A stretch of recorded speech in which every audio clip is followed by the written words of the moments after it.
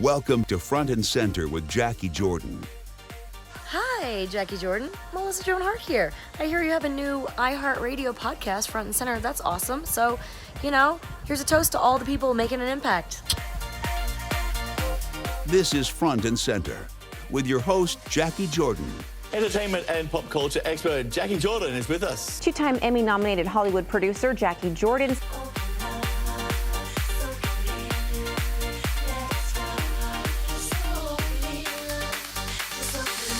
We are the show where we talk with the change agents, the storytellers, and the activators from behind the scenes, making impacts. And joining me is co-host Phil Barbb. With show producer Stephanie Cobian.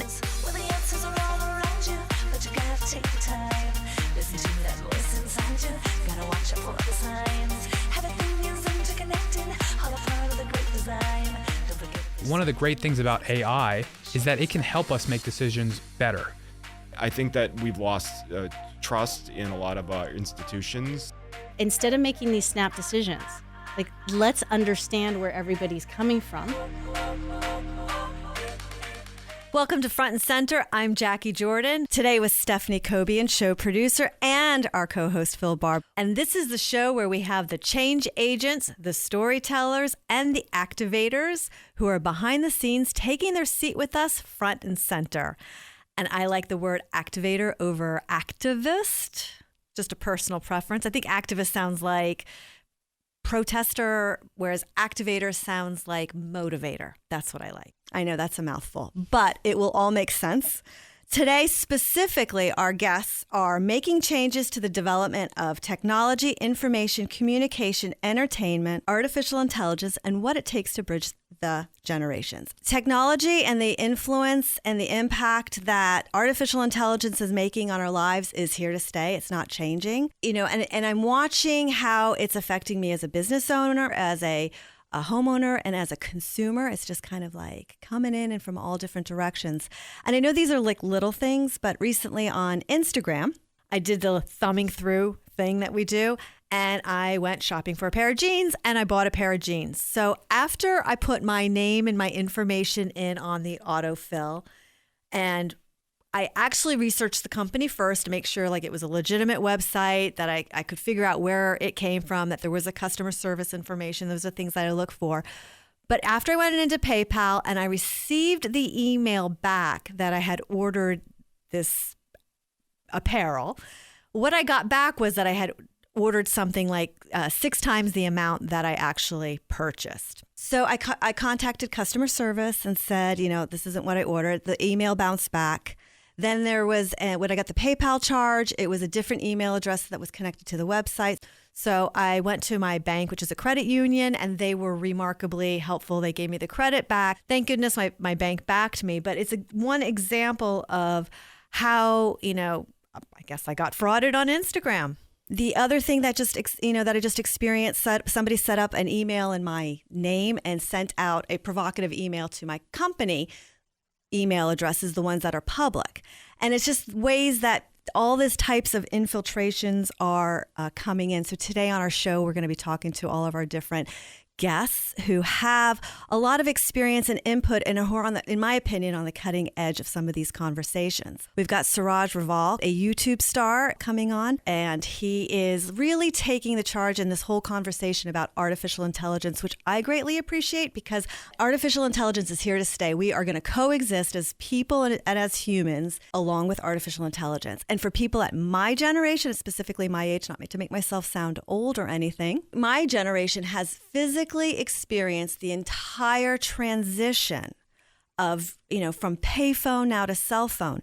And because of Siraj, we're working with him on a really fantastic book that he's going to publish about artificial intelligence. He taught me to grayscale my cell phone. And what I learned from him, and we'll talk about this, but what I learned from him is that the colors are stimulating to our brains and our neurotransmitters. And that's what keeps the addictive feeling of, flipping and thumbing through our phones. So since I've turned my settings to the grayscale, I find myself not as interested in my cell phone other than when I need to go to it. It has fundamentally changed my relationship with my cell phone. And It was not an easy setting to experience. I know that Stephanie, you tease me often because I still use the word Rolodex. I had to learn what that was with you. Luckily my dad uses Rolodex too, and I somehow knew what it was, but every time she catches me, people and they're like, "What?" She catches me saying Rolodex. So sorry. She's giving me the thumb. She's like, contacts. But I got my first job in television because I had a really great Rolodex or contact list. Well, now it is however you want to say it. Exactly. Also, later in our sequence, I'm calling them sequence because you can catch the additional segments later on, is Darren Campo. Genius friend, sci-fi writer, author, university professor, television executive, and is a TVGuestpert publishing sci-fi author. And we've had the privilege of publishing his books, Alex Details Revolution, and his follow-up sequence to Alex Details Rebellion. And he's done other books with us, The Disappearing Spell and Stingers, which are all sci-fi stories, but they have that artificial intelligence, futuristic storyline in it. He's a professor at NYU. He's also a television executive and television producer. And I'm just fascinated because the show, Front and Center, to me is about the behind-the-scenes people making impact on the narratives. And Darren, to me, embodies that. And then Phil, you've got a book coming out called I Hate My 28-Year-Old Boss. Yes, all the reasons I hate my 28-year-old boss. Give me a couple of those reasons. Let's see. These kids are all on drugs. And you're not 28, Phil? Huh? You know what? That is, that's why it's a book, and I didn't want to put my face on the cover, okay? Don't put me on blast here. I was as you're just reading the bios of everyone, you bring on some great guests. I know, aren't they fabulous? I'm glad that you're so good at that. I'm glad I just get to show up. You do such a great job. I love it. Well, I really appreciate that the folks that we have today, because they certainly have a lot of information. And we're going to end our sequence today with Dr. Joanna Massey, powerhouse in her own right, author of You Raise Them, Now You Have to Live with Them in the Workplace. How Millennials and Gen Z are changing the way we work. She's a very powerful communications, marketing, PR background within the industry. So she comes most recently from Condé Nast, Lionsgate. I think I knew her way back when at the CW. The way I'm experiencing her is she's going into the media companies, like post in the Me Too movement, and she's going in and basically reintegrating, re-educating them about how to make these adjustments with technology, which has changed the industry. We've lived through it as professionals, and she's syncing them up culturally to the generations, which was why it applies to what your book is about. And I like that concept because I grew up with the payphone. When I started in the entertainment industry, it was a big deal. We had a fax machine. We were writing scripts and we got a fax machine. And the producers had to rotate out their work on one computer, like a word processor, to print our scripts. And now there's a whole generation that's come into the workplace who grew up with cell phones and iPads and computers. And people who have, the wisdom of the experience within the industries are now having an entirely different work experience because it's, as I say it to Siraj, but I say it's like you grew up with a big chip in your brain, a data chip that I didn't get. I always say, I don't know how. I'll be at work and we'll be on set and I'm like, how would we have done this 20 years ago? I don't even know how to. I can tell you how we would have done it 20 years ago. A lot less sleep. A lot less sleep. We would run scripts off in the collator and it would be, every color would be a different version. What's a collator? Exactly. Yep. Right? What? I don't and then you'd make a script change and you would have to change the color of the paper. So PAs were in charge of running to the copy machine, changing yellow to pink because it was an update. Then you'd slap pink all the way down the hallway so everybody knew to throw away the yellow script and grab a pink script. But if you had to change it again, you'd go to blue and you'd slap blue down the hallway so everybody knew that the blue script was the one to go. So you're saying, do you think we waste more paper now than you used to back No, then? we definitely don't waste as much paper. There is no way we're wasting as much paper. Yes, that's a good thing. And we're going to talk about many of the other good things because Siraj Raval, our next guest, is an advocate for the benefits of artificial intelligence. So he's going to take his seat with us, front and center. Up next, you'll never think about artificial intelligence the same way when you meet YouTube star Siraj Raval, who will have us rethinking our relationships to AI. what AI can do, artificial intelligence, is it could put a doctor literally in your pocket. Still to come, TV exec, sci-fi author Darren Campo, who writes the future of AI through his fiction series, Stingers and Alex Detail. Everything that we see on TV and all of entertainment is a balancing for something going on in society. And later, TV exec, author of the upcoming book, You Raised Them, Now You Have to Live With Them in the Workplace. How Millennials and Gen Z are changing the way we work. If these companies don't respond well, then the employees take to social media. You never saw that before. If you are doing extraordinary things from behind the scenes, from any walk of life, we'd love to hear from you. Subscribe to us on YouTube at TVGuestpert and/or TVGuestpert Broadcast Podcast. Are you ready to take your seat front and center and need some behind-the-scenes media training? Sign up for our online course, Media Marketing. For more information, go to TVGuestpert.com. Welcome back to Front and Center with Jacquie Jordan. We have our single individual consciousness in our body, but in the still mind, in the depths of meditation, we can actually access a universal consciousness. Welcome back to Front and Center. We are the show where the behind-the-scenes people take their seat with us front and center. I'm Jacquie Jordan, and this is show producer Stephanie Cobian and co-host Phillip Andrew Barbb. And joining us is our good friend Siraj Raval, YouTube star. I can call you a YouTube star, right? Yes, that works. Artificial intelligence. Why not? Author of Artificially Intelligent, Living Smart AF in an AI World. And you know, we're kind of age busting right now because Phil wrote a book called I Hate My 28-Year-Old Boss, which is you're in the hot seat with us. Perfect for this. 28 years old. What I've learned from you of so many things. Earlier in the show, we talked about grayscaling, and as you know, I've grayscaled my phone. Can you talk a little bit more about it and how it impacts our brains? All of these social networks that we use, Facebook, Instagram, WhatsApp, Snapchat, there are entire teams of engineers that their whole job is to try to keep your eyes addicted to the screen because that is the business model that makes these companies run. They're all ad-based. So what they do is they engineer the color schemes. I'm talking about gradients. I'm talking about very specific pixel level colors to keep your eyes on the screen as long as possible. Now, this has nothing to do with IQ. This has nothing to do with how smart you are or anything like that. These are just very primal functions that all humans respond to. These are very primal functions that are below our neocortex, part of our brain. They're part of the reptilian brain that we all just respond to. So they will engineer the colors in specific ways tuned to your specific mind based on how you're swiping, based on the patterns of your own activity to keep your eyes on the screen as long as possible. These are data points that we couldn't even imagine, but machines can do this. Like they can create these techniques called algorithms to keep your eyes on the screen as long as possible. So the way to avoid that is to just go grayscale. Which is not an easy setting to find in my experience, I might add. But the colors gets people like me to buy jeans off of Instagram. Is that exactly the case? Exactly. Get you to buy jeans, get you to think thoughts that you didn't even know you had. For example, you could just start craving like orange, like the flavor of like an orange, but it's because they wanted you to do that. It's like mind control. It is mind control. It is mass industrial global scale mind control. But grayscale, I looked at Jackie's phone. She sits next to me, and I can't get myself to do it. When she's taking pictures, I'm like, how do you know if that's a good picture you just took? I haven't been able to give in yet. Yeah, so with pictures, that's the thing. So I'll show you after this, but there's a way to just like triple tap the home button on your phone and it just goes back to color, and triple tap it and it goes back to black and white.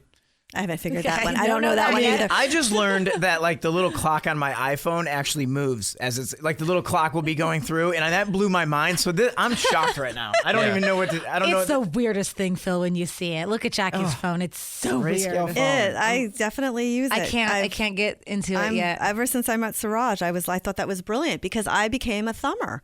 I would thumbing through this most ridiculous things. I mean, ever since the beginning of the show when you talked about jeans, I want to just shop now. All I want to do is just buy things. So I find, you know what, I find that on the phone, do you guys find that it's easier to buy things? Well, obviously. But like if I'm in a store and it's in my hand, oh yeah, I'm like, do I really need this for X amount of dollars?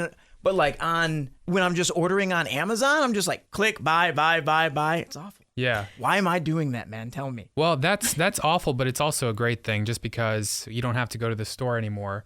it's awful for retail. It's awful for the 30% of American malls that are closing because Amazon is sucking up $30 million in revenue every year.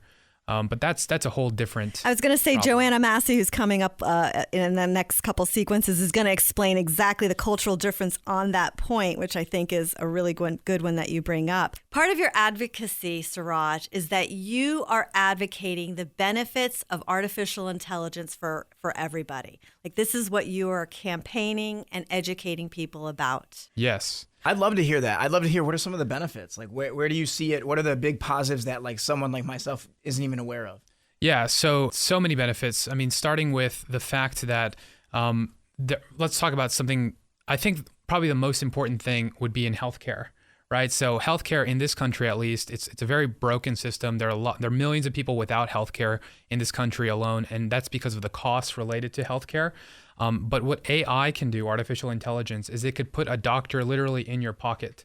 So in the past few weeks, just on my YouTube channel, I've been building like one-off apps in like 1-2 days just to like demo it to people. Like, here is how you build this, and this is what it does. One of the apps that I built is basically a doctor in your pocket. It's like a chat bot that you can say, I have a headache, and it'll reply like, okay, what are your other symptoms? And you'll give it your symptoms, and it will give you a diagnosis automatically. And the way it does this is that there are tons of questions and answers on the internet, on sites like PubMed and, like Reddit, where verified medical professionals will be answering these questions. And so what you can do is you can train an algorithm to learn from all those question-answer pairs. And so when you give it a new question, it's already going to kind of know what the answer is. See, when I stub my toe and I go on like WebMD, I walk away and I'm like, I think I'm dying. I think like this like you could have leprosy. I go down that crazy wormhole. But that's fascinating that the algorithms are able to put all of that together. Well, the problem with WebMD is kind of like the problem with the internet more generally, in that there's just so much data. And we as humans, we have like a literal biological, neurological limit as to how much data we can process. So that's also a part of the reason why a lot of kids have anxiety and depression, because of just the deluge of data that's going into our brains that our minds are not accustomed to. They don't have the ability to process it. They don't have the ability to process it. But one of the great things about AI is that it can help us make decisions better. So in the case of WebMD, you have all those decisions there about all the possible symptoms, but ideally an algorithm, an AI, will look at all of them based on your preferences, tell you what the best option would be for you.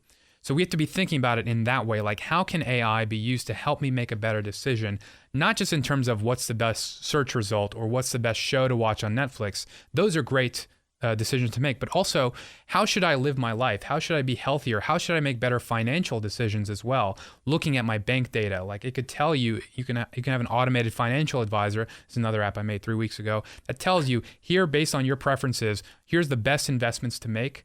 And also, it would be cheaper because you're not hiring a human financial advisor. You could do, fashion. It could be like, There what we go. clothes should I be wearing? Yep. What's that right hairstyle should I have? What glasses work the best? I mean, there's so many things. Exactly. You just You build get it. apps for fun. I love it. I just build apps once a week just to show people, like, what am I going to do? What industry am I going to disrupt? Retail. Here we go. You just shot and posted 2 new videos, Automatic Mathematics and How to Build a Cybersecurity Startup. Yeah. In your spare time. Yeah. Quick question. So can we throw off AI? Like, so I know for Google, when I'm writing an email and it starts autofilling, it will be the exact words I want. I will purposely put in another word because I don't want it to know everything about me. Yeah. Well, you have privacy settings there. Like you actually have an option to turn that off. I've done it on some emails and not all of them. And I just want to throw them off. And this is the personal piece. Like, so Darren Campo is our next guest in the sequence, and he and I were talking before the show about The Great Hack, the Amazon That's series. a great movie. Right? I recommend everyone watch it. And how it affected the elections. Yeah. The Cambridge Analytica. Yes. That is an example of AI being used for malicious purposes. It was specifically used to manipulate the minds of tens of millions of Americans in this country, and in ways that they didn't even know. It incited violence and hatred, but that's the power of these algorithms. You can literally choose how to make large swaths of the populace feel a certain way. So it's almost like we have this like a dial where we can just say, I want you to get this angry versus this is sad. But the thing is, we need people with better morals. That's collective manipulation. It's collective propaganda, but propaganda has always existed. Of course. You know, right? World War II was a great example. Does it make us more efficient at it? It makes it much, much cheaper to do it. So instead of hiring a team and spending hundreds of millions, now you just need like 10 people and, maybe $1 million. So are we potentially going to because you advocate the beneficial uses, and what I hear you saying is that, we need to like memorialize what that would be. So what are your thoughts, Siraj, on keeping artificial intelligence from becoming an apocalyptic situation or getting out of hand like a Terminator or a Stanley Kubrick's 2001? Well, one thing that we can do, like once we're all aware of the negative implications of this technology, which unfortunately I still don't think like most of this country is aware of how bad it is for you, like these algorithms. Once we're aware, we can start organizing, we can start voting, we can start telling these companies that we don't want it to be this way. I think that a lot of it is going to come from policy, right? It's going to have to come from somebody in some government position saying, Facebook, you cannot be optimizing for people's attention. You have to optimize for their well-being and their mental health. That's the only way that you can make this happen, I think, at this point, because Facebook is too big to fail. They keep growing. So it's going to have to come from policy, I think. Because we're, Stephanie and I and Phil are worried about, I'm worried about obviously genes and Google words. Right, I'm worried about like my dating app algorithm and like why am I not getting better matches? And yet, that's a good one we could talk about as well. And but the threat is real. And our next guest, Darren Campo, fictionalized really what happens to the planet when it becomes a threat, when artificial intelligence takes over. But we are kind of coexisting right now with our potential big demise. We are coexisting. We are co-evolving. I like to consider it like we're co-evolving. Like we give it data by all of our actions on these platforms. It learns from us. It helps us then make decisions, which we then use to give it more data. And so it's this co-evolutionary process that we're in the middle of. So we have to tweak some things on the AI side to make sure that we're evolving in a beneficial way, not an exploitative way. So if the robot comes, and you have the ability to have the robot in your home that's going to be your butler robot. Yeah, Rosie the robot. Rosie the robot. Jetsons. Are you on board? Are you signing up? Yeah. Or are you no robot for you?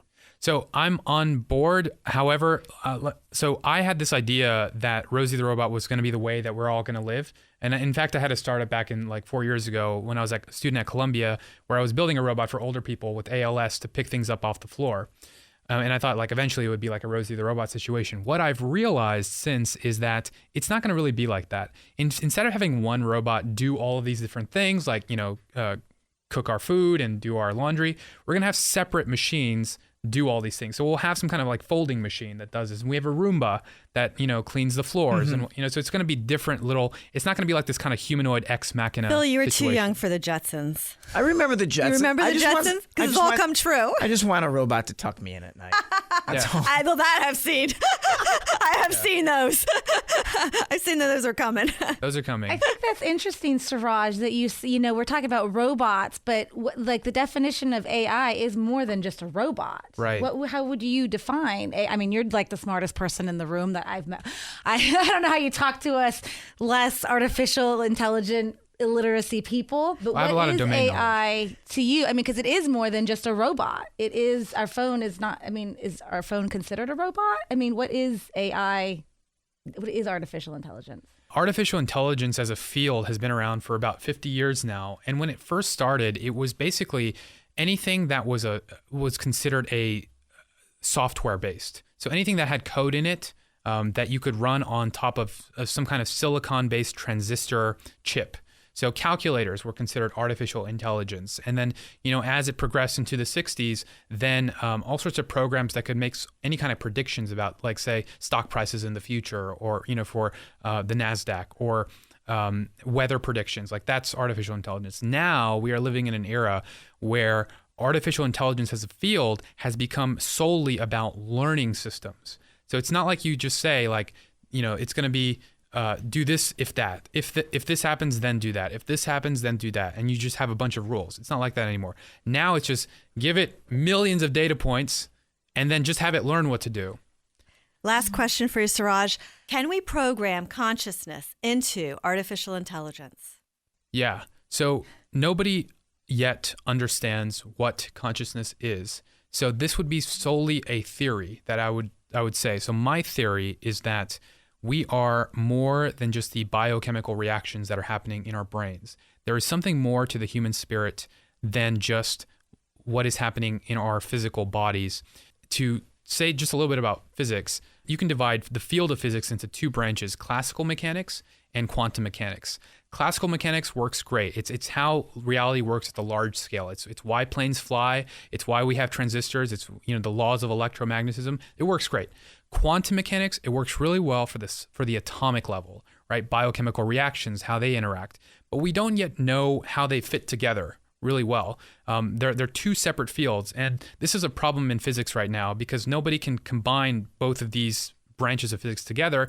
So in a way, we don't actually know anything about the universe. It could just be the case that all of classical mechanics is actually wrong. So all that is to say that because that is the case, I think that our view of this matter-based reality could be fundamentally wrong in that the actual reality, we have our single individual consciousness in our body, but in the still mind, in the depths of meditation, we can actually access a universal consciousness. Absolutely. That is like but absolutely.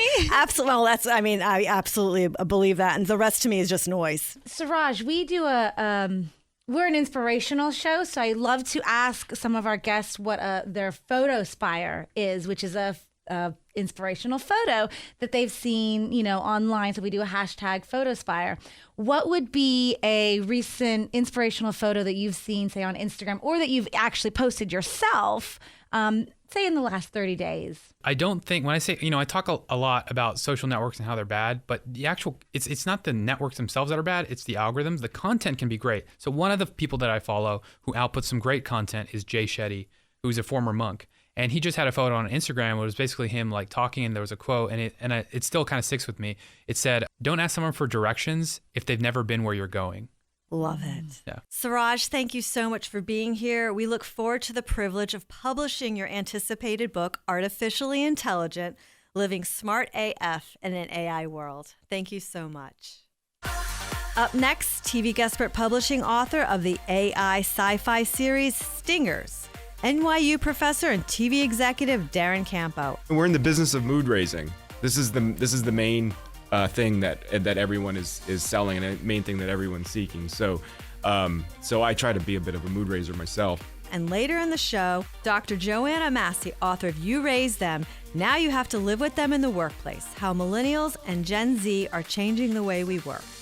I've been in-house now for 30 years. I can tell you that what we're hearing and seeing and what's changing is not new. If you are doing extraordinary things from behind the scenes, from any walk of life, we'd love to hear from you. Send us a note on our website, frontandcenterpodcast.com.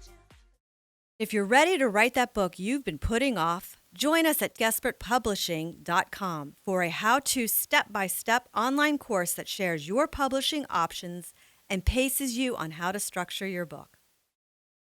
Welcome back to Front and Center with Jacquie Jordan. I'm probably too optimistic because I always write my books with idealized futures where things have all been sorted out and it's a utopia because of technology.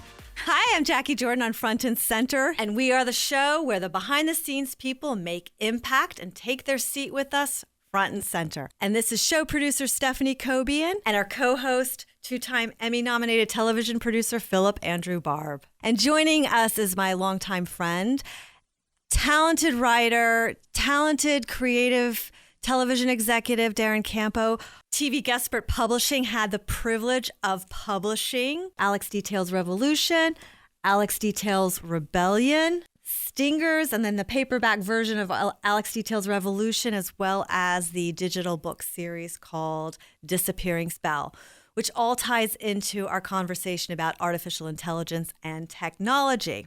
Such genius, in my opinion, went into the storytelling of your books. In our last podcast sequence, we spoke with YouTube sensation and star Siraj Raval, who speaks to the benefits of artificial intelligence. And you wrote a fictionalized series about artificial intelligence and how it impacts the world and collective narratives. And some of the storylines you wrote have actually already come true. How do you foresee that? And your stories are kind of a little bit of gloom and doom, which we were talking about with Siraj too, like taking over the world. I mean, your bad guys harvest the energy from the sun. Yeah, those are the aliens. But my AI is he's a good guy. And you know why he's a good guy in Singers? Because he was sort of hijacked from the government, and he was taught by musical prodigies, and they taught him using fairy tales and songs.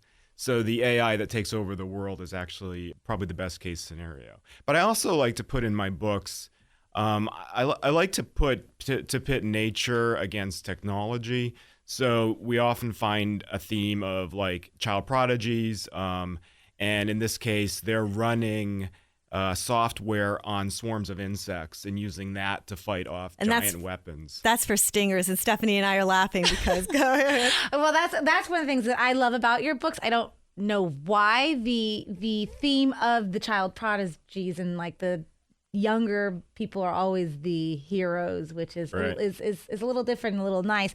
But you also don't believe that technology is necessarily like segregating, I guess, between generations per se. Well, so even I do all my research on the subway, and on the subway, everyone's on the subway. And one of the first things I noticed when Kindle came out, and this has got to be over 10 years ago, was the only people on the subway who had a Kindle were the older people. And I don't know if it's because of the reading or because they were able to adjust the font size or bring all their books with them. But there have been so many instances where I've seen technology adopted. The early adopters were not the generation you think it would have been.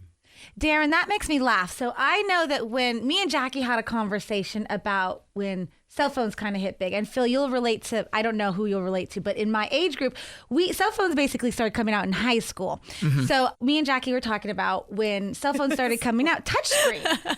I was like in early college and I was like, touchscreen, like that's not going to work. The buttons, there's no buttons. It's not going to work. And Jackie, her whole thing was like, about, so who's going to put a camera in a telephone? You already have your camera. You already have your phone. Why do you need them together? Like, I just could not even foresee why you would take I'm always been a late adopter. Like always have been. Like my first cell phone, my dad gave it to me, and all it did was dial 911 and play Snake. Like that was the only thing. Snake. It's the only thing it would do. It really depends on what's put in your hands, because I think a lot of us remember the BlackBerry and how because the BlackBerry was so tactile, it was really created a resistance to the touch screen. To change. And I still think the touchscreen doesn't quite work as well as the BlackBerry for typing. And BlackBerry's gone. Like these technologies, they come and they go. Yeah. I had one because I thought it made me more grown up. I thought people would take me more seriously if I had that. Instead of smoking. I guess it would be a better habit. In this episode, we're also talking about the impact on multiple generations. As an NYU professor, can you share with us some of the impact this has had on different generations? And what are you seeing with your younger students? So the fascinating thing about people and my students are 20, 21 years old. They're from all over the world. I teach at NYU, so they're from all over the country, they're from all over the world, and they're not necessarily business students, or they're film students, and they're not interested in technology at all. It's sort of second nature to them. What they're really interested in is street smarts. They want to talk to the people who've been out there and done what they've done, and they have a sense that they're going to need to know a lot of stuff to have a really enjoyable and successful life. So I try to give them lots of tips and helpful information beyond what we're just teaching in the classroom. I think that's so wonderful. You have such an access to so many things. You have a background in television, and you are also a professor. How do you see the culmination of all of this affecting the collective narratives, the storytelling? We talk a lot about Joseph Campbell. Well, I think we're seeing a lot of the same stories being told over and over, and I have a theory that every story and every challenge that we'll face in technology has been in one episode of Star Trek: The Next Generation or another. They've all been in there, whether or not data has a soul, what things you can do on a holodeck, you're having relationships with people that but they're not the real people. All of this stuff has been thought about by science fiction people. It's got to be like, when is that moment when it stops being science fiction and it just starts being today? Well, it seems like it's happening now, today. I went to Michigan State in one of my favorite courses, and I never liked to read but I took a reading course, and everything that we read was Brave New World, 1984, Frankenstein. All the dark stuff. All the dark stuff. And I love that. And it was all about like society and technology. Yeah. And it was like so fascinating because there are so many of these things that seem like these crazy, futuristic, no way that'll ever happen. And then all of a sudden, 2020 is right around the corner. I'm probably too optimistic because I always write my books with idealized futures where things have all been sorted out and it's a utopia because of technology. And in the past 20 years, we've seen that's not what people have been interested. People have been interested in the post-apocalyptic world. So I'm looking for that shift, and maybe it's happening. Why do you think that is? Well, everything that we see on TV and all of entertainment is a balancing for something going on in society, and I think that I think that we've lost trust in a lot of our institutions. I love that comment. I mean, I think that comment's very real. And like, for instance, in the Great Recession in 2008, 2009, there was an enormous shift for self-reliance. So whether it was living in a post-apocalyptic world with zombies and having to stay alive, or whether it was pawn shops and shows about, treasure in your attic or pickers or things, we saw these really, really deep themes of self-reliance as a result. And so I think that's why you've seen the post-apocalyptic thing be so deeply ingrained in entertainment. That's a really good point, because that plays on your background as a producer, and obviously Phil's background of all of us as television creatives. But that I really like. I like that idea that whole what happened to us with the reception really affected how we wanted how we wanted to be entertained, what we were willing to listen to. I think one of the first shows that I ever worked on was Undercover Boss. And that's who doesn't love that show. And we talk so much about like when that show came out at a perfect moment in what people were feeling. Because nobody trusted the big companies. Yeah, they were feeling disconnected and they were feeling frustrated. And so this gave them the opposite side of it. And it was really what people were looking for. And so I love the way you say that, just about how our entertainment mirrors or mimics what's going, what the feeling is. It is. It's a balancing. It's so brilliant. Yeah. It's a balancing, and I think, and now I encourage my students, particularly in the business of producing class. I tell them, we're in the business of mood raising. This is the main thing that everyone is selling, and the main thing that everyone's seeking. So I try to be a bit of a mood raiser myself, but maybe that's why I've always written about more hopeful futures. Well, I like that, Darren. So one of the things we do on the show is a photospire. So what would be your most recent photospire? Maybe there are servers and servers of clouds that are just filled with the videos of my dog. I love those. Dixie, my those little beagle. Yeah. And she's young. Nothing Dixie does is not too cute for me to stop and take a video of it. She always yawns in threes. So I'm like, Dixie, you want to go for a walk? And she's yawning.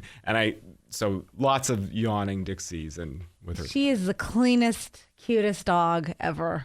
My dogs are not that clean. We talk about AI and sci-fi and all these things. Like, will people want robot dogs, or would you always want the real thing?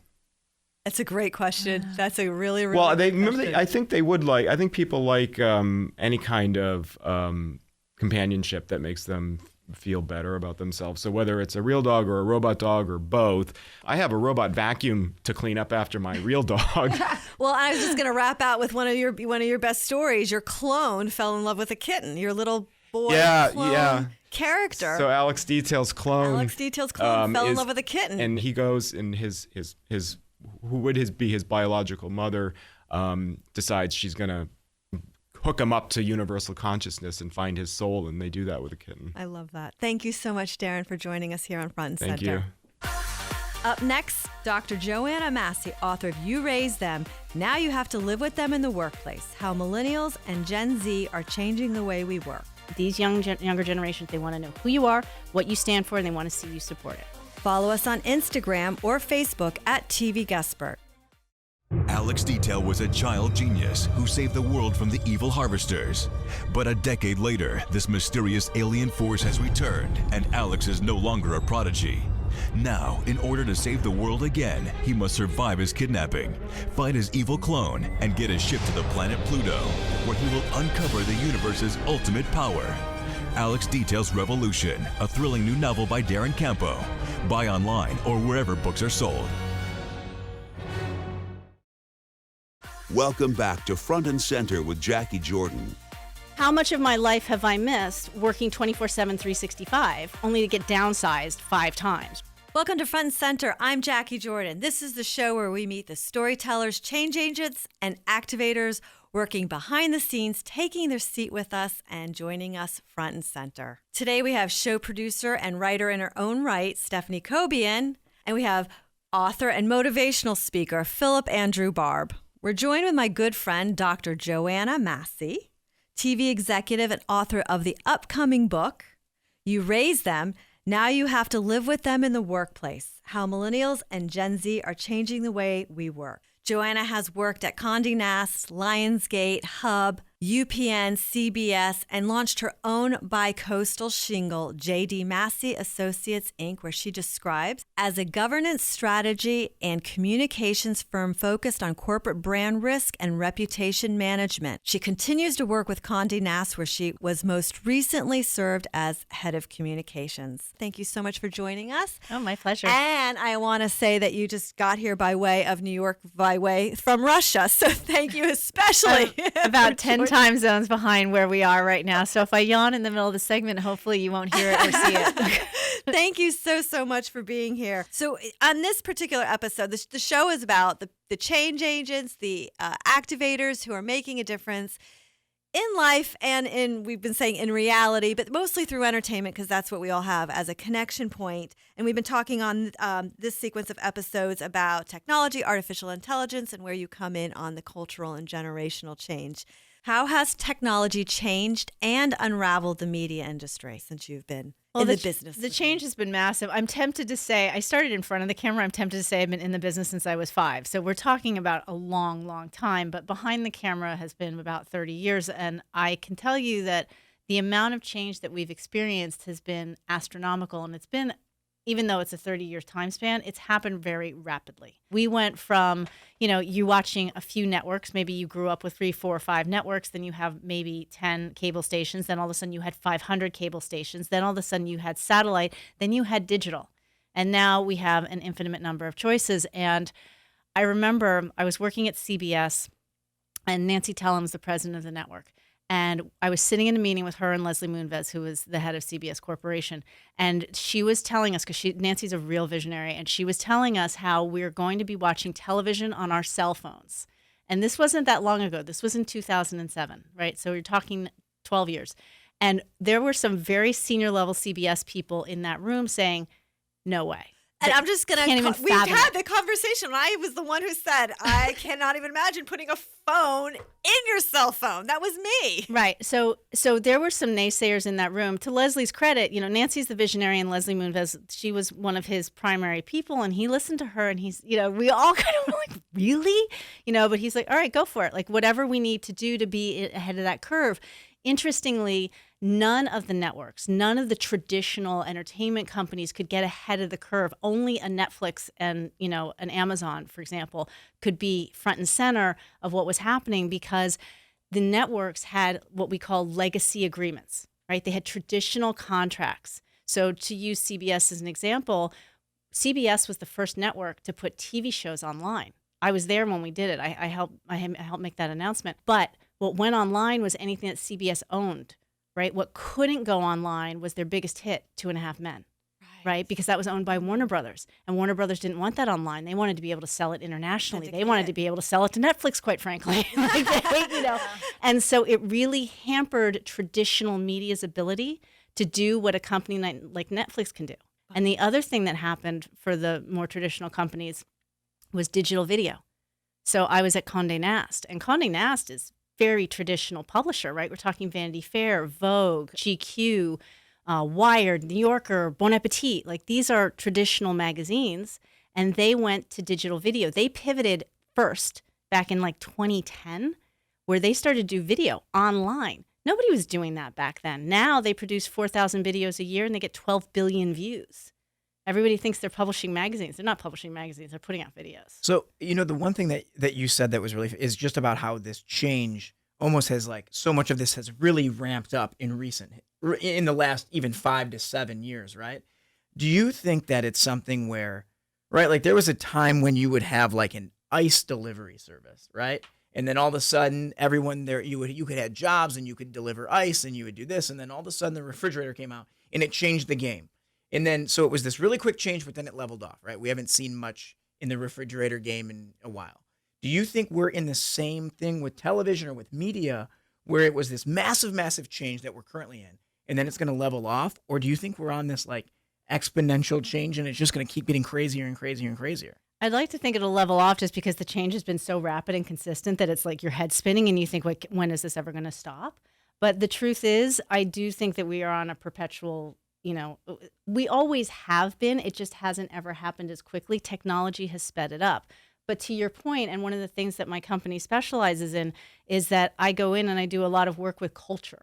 Right? That's corporate what I was gonna, culture. Yes, because Phil wrote the book, I Hate My 20-Year-Old Boss, and you both are on to this whole cultural generational thing, especially in the entertainment industry as we're experiencing. Well, and that's why my book, I think our books sound very compatible because mine is you raise them, now you have to live with them in the workplace. Obviously, I'm targeting my book towards, older audience, but it's look, you instilled in these generations, millennials and Gen Z, you instilled in them, we gave them values, we gave them ideals about work-life balance, we gave them ideals about, setting boundaries and having and things that they should want and achieve in life. And now we've put them in the workforce and they're pushing them, right? This is the way we want it. This is what we expect. And all these Gen Xers and these baby boomers are whoa, no, that was fine when you were my kid, but not when you're my employee. Yeah. Right? And so it's about educating Gen X and baby boomers because the reality of it is millennials are the largest generation in the workforce right now.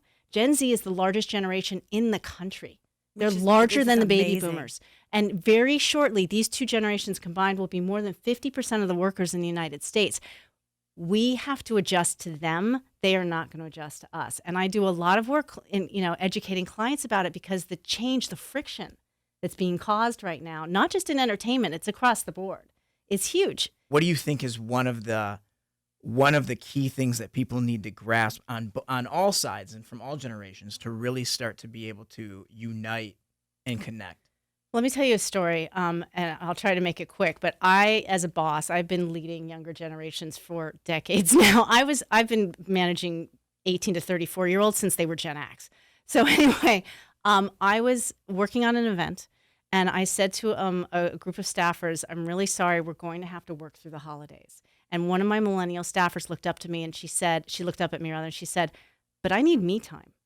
And she was dead serious. She was not going to work that holiday. And that's for people like us who've we've stayed in office overnight. We've given up 1,000 holidays. I mean, right? Choke. How many? Doesn't mean it was right, but we did it. How much of my life have I missed working 24/7, 365, only to get downsized 5 times, right? Corporate America is not supporting me the way it used to. In that moment, my Gen Xer was like, I can't say it. I can't say what I thought, but basically I got defensive. Well, I had to do it. You have to do it. I had the kind of reaction inside that I think a lot of older generations are having. I put in the hours, you put in the hours. Fortunately, I have a degree in psychology and I kind of witnessed that thinking. I also do a lot of meditation, very helpful in business. Witnessed that thinking, took a deep breath and thought, I need this girl, right? I need her to be able to put in some time. I want her to be happy. I can't have her quit on me right now, right? We have to be able to do this work. I need her for this event. That's the question I always ask myself, Jackie.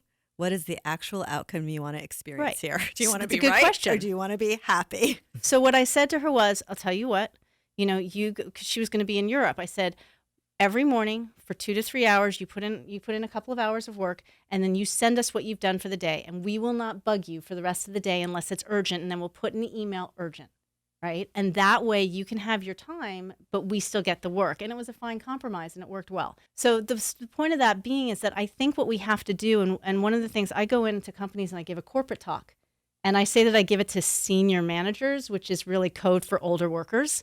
And that corporate talk is about I inform them and give them a sort of a psychological look at these two generations, how they were raised, what was going on when they were raised, help them understand where they're coming from. Because if you understand where someone's coming from, then it's not just they're entitled. They're not entitled. Empathy. Empathy is so key. I don't think that those generations are entitled at all. Defending millennials a lot. So me and Phil would be millennials, and I know not Jackie per se, but a lot of people we run into have a lot. There's a lot of opinions about millennials, and I'm like, that's really, really unfair. You know what's funny though? It is unfair. I find more people I find a lot of millennials say, yeah, the stereotypes are true, but not me. Joanna, can you speak to the differences between the generations, as this is a really good conversation? One of the things in the book that I talk about is entitlement, laziness. I don't agree with those monikers at all. Thank you. I really don't. That is a older generational view of what they see, and what I see is actually generations. So with millennials, it's really about they're valuing their personal time, right? They're really good at setting boundaries and knowing what they want and what's important to them.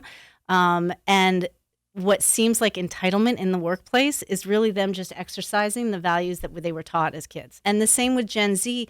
It was touched on in an earlier segment, where Gen Z is very much about it's practical experience. They want to learn. They're like learning sponges.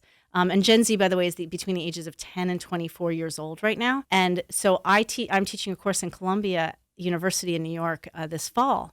And one of the things that they said to me was I was going to make it all theoretical. And the head of the department was like, absolutely not. They have to walk out with practical skills. They're not going to school anymore for a liberal arts education. They want to be able to come out and do a job, right? They need to learn things that are practical that they can then take into the workforce. So with that said, Phil, compare notes to your experience in I Hate My 28-Year-Old Boss to what Joanne just shared. For me, it was a lot of with the entrepreneurial spirit of the millennial generation. People are staying they're staying in the workplace longer. You're having more movement from company to company. And so what I was kind of dealing with was the idea that there's so many times when you get raised on this idea that with time comes wisdom and comes more responsibility, and you get the keys to the castle, so to speak. And then all of a sudden, one day you look up and now you're a baby boomer who's now you have a 28-year-old boss, and it can be a very difficult pill to swallow. And it is that ego. And so, while I didn't want to diminish, ageism, because ageism in the workplace is a real thing, and I didn't want to diminish that. I still always like to take a very personal approach of like, what are you bringing to the situation? How are you seeing this? How can you change it? And so that was kind of my approach. And I love that, a lot of the statistics that you say, like, I'm like, yeah, I remember reading, like, it's so good to like, it almost makes me feel better. Like, oh, okay, maybe I wasn't just making all this stuff up. One of the other things that you do, Joanna, too, along that is we've talked about how the Me Too movement has affected your work in it. And it's definitely affected my own thinking around how I run my business. I put an older male in a car with a young female on a production site without even thinking anymore. I didn't think anything of it. The man's safe. I've known forever. But you can't think like that anymore. Like, you have to stop and think otherwise. How are you dealing with this in your corporate trainings with these companies that really got flushed out over these matters? This is very interesting. It has dramatically changed everything. And really what is the precursor for it is that you have two generations, millennials and Gen Z. It really, really matters to them what the companies they consume and they work for. It really matters what these companies stand for. Corporate America is not used to taking a stance. We're used to being what's called a tabula rasa. It's like we serve everybody. You don't have to know who we are. But now these younger generations, they want to know who you are, what you stand for, and they want to see you support it. The idea that these corporations haven't quite, it's almost a way of thinking that has to happen on the internal, an integration on the internal. Like, how are you getting them to think differently on the inside without repeating it? Because it's not just putting a woman on a board. Even though I'm thrilled that happened, that's just not the solution. It's not just equalizing it with, gender to gender, race to race. It's got to be, it's a consciousness change, in my opinion. Well, and it is a consciousness change. And I think one of the things is that we created these technologies, social media, that give these younger generations a megaphone for blasting out their opinions and their thoughts and their experiences. And now we are seeing the consequences of that, which is what's happening in corporate America. It's like, if these companies don't respond well, then the employees take to social media. You never saw that before, right? So it didn't exist. So suddenly the companies are taking things things that have been complaints for a long time, by the way. I've been in-house now for 30 years. I can tell you that what we're hearing and seeing and what's changing is not new, right? It was just behavior that was allowed for whatever reason, whether it was because it was an old boys network, or whether it was because nobody believed you as a woman or as a younger worker, or whatever the situation may be. Social media has changed that, because now that can be documented and it can be verbalized more. And so companies have to take it more seriously. I do believe that we're seeing a little bit of an overcorrection, to be quite frank. There's a lot of fear of lawsuits. There's a lot of fear of damage, reputational damage. There is a lot of quick judgment, snap decision making being made. And I think that will all level out. I also think it's necessary and important. It is about training them. And quite frankly, really, this is why I think these two generations are so valuable, and why I encourage companies to not just hire them, but listen to them. Like, don't talk to your employees, listen to them. And that's because that in itself is a subtle change, because that's how we've been ruled, boss to employee. And what I hear you saying is that can't even be the way it operates. No, I don't. As a boss, I don't go in. When I was in-house, I didn't go into my millennials and Gen Z staffers. I mean, yes, I told them some things, but I really listened to them. How do you think we should do this project? What's your experience of what's happening in the company right now? How are you feeling today about whatever announcement we just made? Like, I want to know from them what's going on, because they're the heart and soul of it. And to your point, Phil, you said, like, nobody stays in a company very long anymore. It used to be which is also a generational way with our generation, if you didn't stay in a workplace for at least 2 to 4 years, there was something wrong with you. Yeah, right? It looked bad. Right. Today, if you stay longer than 2 years, there's something wrong. Given your background, Joanna, in corporate media, PR, with social media, isn't it interesting also to see how celebrities have really shot themselves in the foot with foot and mouth disease, having access to their own social media? Roseanne's a great example. Kevin Spacey's an example. I mean, just the studios, these companies used to protect them. Now they've got Twitter. I mean, so social media has changed even that part of the communications dialogue within the industry. It's huge. I mean, it has changed. And I have some strong opinions on the Roseanne situation. I think that what she did and what she set aside, that was a snap decision that ABC made within a few hours of a tweet being sent out. They did not investigate, to my knowledge, very thoroughly what she did, why she did it. Look at the hour at which she did it. It was like 1:00 in the morning. Like, clearly there was something going on there. Like, they shut down a show and let 200 people out of work in a very snap decision. That's one of the things that I talk to companies about. And to your point, how do we all get along, right? It's instead of making these snap decisions, like, let's understand where everybody's coming from, so that we can make better decisions about it. That could have been a teaching moment. That Roseanne situation, instead of being a teaching moment, she got shamed, she got blamed, she got fired, and got defensive. Because I feel that's like what happens psychologically. You get defensive. The court of public opinion is so fast now. And not always right. And definitely not always right. Right? You don't always have all of the facts. Yeah. You don't understand. You just know what a lot of times people are getting the first reports that whoever they're hearing from first, that's what they think the facts are. And it's a little bit, I feel like we could do an hour just on that alone. So I won't dive too much into it, but it is something that I'm sure a lot of your corporate clients need to be very aware of and give attention to. Putting their head in the sand and hoping it doesn't happen to them is just not a smart, tactic or strategy anymore. No, you can't. And the other thing is, I feel like you and I could spend dinner, like we would talk for hours. Because when you were talking, it reminded me of, do you all remember, I think it was within the last year or so, there was that video that came out of that teenager that was confronting the Native American gentleman, and that the video was completely misleading, because what got sent to whichever media outlet ran it first was a tiny, tiny snippet of what the whole happened. picture. I'm not defending Roseanne and what she did, but what I'm saying is we had a very small snippet, which was a tweet, and there was a much larger situation behind that. And this toxic shaming and blaming that we're doing, especially on Twitter, makes people defensive. It makes them reactive. And we're missing out on real opportunities to have teaching moments and really help cure or wake up to, racism and other